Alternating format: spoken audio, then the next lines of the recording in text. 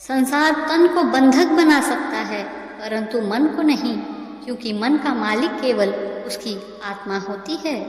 जीवन की उलझनें हमारे मन को परेशान करती रहती हैं। हम कितना भी बचे, पर बाहर का शोर शायद कम ना हो, लेकिन थोड़े से प्रयास से मन की शांति पाना संभव है। ये तब संभव है जब जीवन में जो कुछ भी आपके रास्ते में आता है, उसका स्वागत करने के लिए आप तैयार हैं। मन की शांति, जिसे आंतरिक शांति भी कहा जाता है।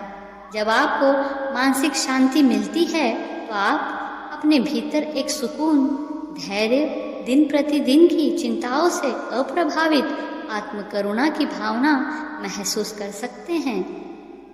इसलिए अपने भीतर करुणा रखिए, आवेश नहीं, क्योंकि बादलों की वर्षा से ही पुष्प खिलते हैं, उसकी गर्जना से नहीं।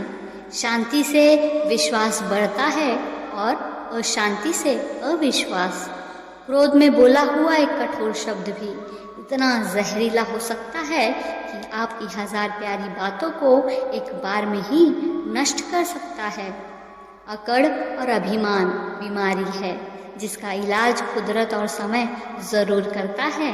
जीवन में अगर कुछ बनना है तो विनम्र रहना सीखो, क्योंकि एक छोटे बीज को भी पेड़ बनने के लिए जमीन के नीचे दबना ही पड़ता है। जिस प्रकार मिट्टी का गीलापन पेड़ की जड़ों को पकड़ कर रखता है, ठीक उसी तरह हमारे शब्दों का मीठापन आपसी रिश्तों को हमेशा पकड़ कर रखता है। इस सृष्टि पर सारा झगड़ा ही हमारी ख्वाहिशों का है। जिंदगी में ना तो किसी को गम चाहिए, ना किसी को कम चाहिए, परंतु खूबसूरत इंसान की निशानी होती है कि वह हमेशा दूसरों में भी खूबसूरती ही देखता है। अपनी समस्याओं को अवश्य पहचाने, लेकिन उनके समाधान के लिए अपनी शक्ति और ऊर्जा पर बल दे। हमारी अपेक्षा जहाँ खत्म होती है, जिंदगी में सुकून वहीं से शुरू होता है। इच्छाएं मनुष्य को जीने नहीं देती, और मनुष्य है कि इच्छाओं को कभी मरने ही नहीं देता है। यही मानव जीवन का सत्य है।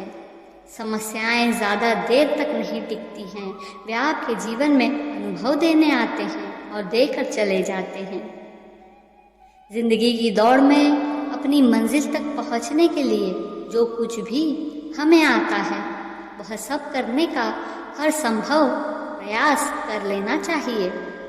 सुख दुख सिर्फ इस बात पर निर्भर नहीं करते कि आपके आसपास का माहौल कैसा है, यह इस बात पर निर्भर करते हैं कि आपके अंदर का माहौल कैसा है।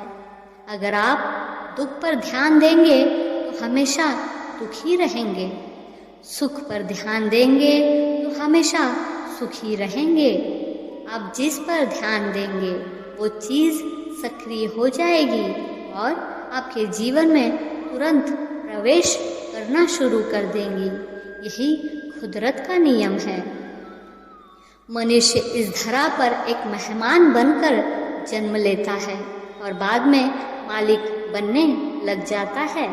हमें कभी भी इस धरा का मालिक बनने की कोशिश करने के विपरीत स्वयं को परमात्मा के शरणागत रखना चाहिए। सुकून और शांति संसार की सबसे महंगी वस्तु है, जिसे हम सिर्फ ईश्वर की भक्ति से ही प्राप्त कर सकते हैं। यदि किसी को खुश नहीं कर सकते हैं तो जिंदगी परमपिता परमेश्वर के सानिध्य में रहते हुए केवल वो कर्म करो जो परमात्मा और हमारी आत्मा को पसंद हो। स्वयं के व्यक्तित्व को निखारने के लिए केवल 2 बातें महत्वपूर्ण होती है कि स्वयं को तराशो और स्वयं को ही तलाशो।